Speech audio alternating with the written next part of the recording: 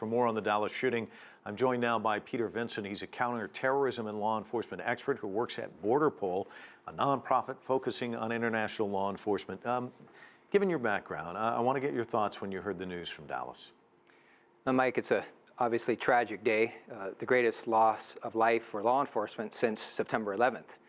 I know that law enforcement will pull together, as we should as a nation, and they have punished the perpetrator. They will mourn the victims, they will support the families, and then we will all carry on to do our level best to make sure that something like this never happens again.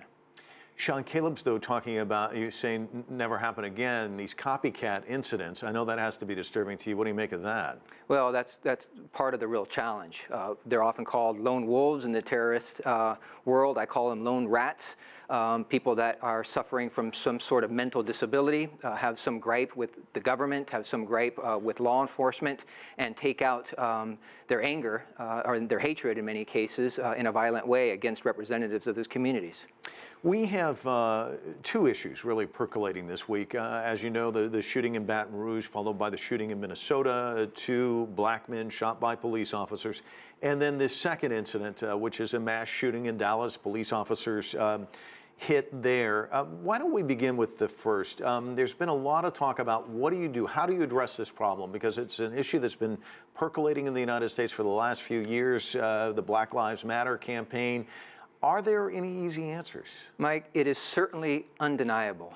It's beyond debate that there exists an incredibly dysfunctional, dangerous, and indeed deadly dynamic in the United States of America, wherein law enforcement is afraid of individuals that they are supposed to be protecting in certain communities. And at the same time, those communities, the African American community in these particular instances, is often deeply distrustful of law enforcement. So it creates this incredibly dangerous tension and dynamic, and we've seen it play out in the deaths of many people just in the past couple of weeks. Hillary Clinton, the presumptive Democratic nominee, saying that she'd like to see national guidelines about the use of force by police, especially deadly force. Would that make much of a difference? I think it would make a difference. I think the dialogue in and of itself is incredibly important. Whether or not Congress could get together to actually pass legislation that would have sweeping national impact is another question, but having those conversations, talking about the particular issues within our community, opening up and discussing issues of violence and race in and of themselves are important discussions to have, and I think the nation is long overdue for those discussions. So we started with the first element of this story, and the second element, of course, the police officers targeted, and then these copycat shootings.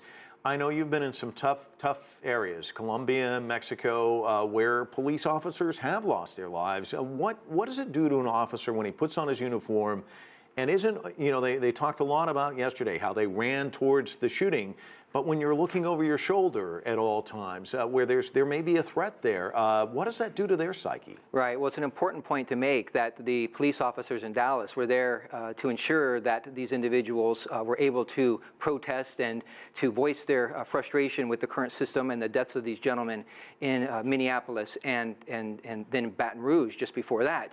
Those officers were the first ones that were running towards the violence, running towards the threat that was coming at them with this individual. It's incredibly important that we understand that folks ought to be protesting. It's a healthy sign that society has protests, so long as, of course, they're peaceful and constructive. Law enforcement officers are often so intensely nervous and uncomfortable when they approach situations where they have very little information as to who's in the car, what may be in the car, what those individuals are thinking and what they plan to do.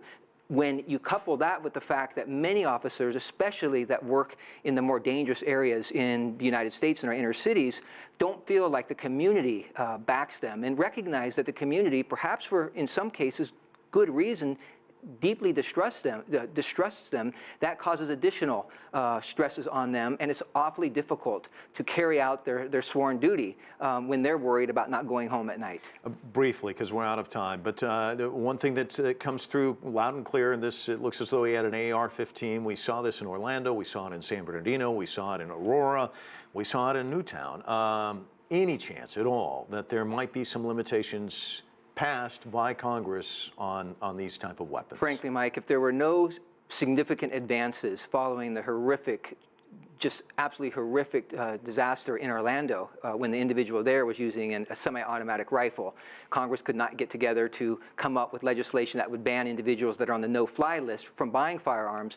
I'm unfortunately skeptical in this case that we'll actually be able to accomplish anything further. All right, Peter Vincent, always a pleasure having you on the show. Thanks so much Mike. for stopping by. Thank you.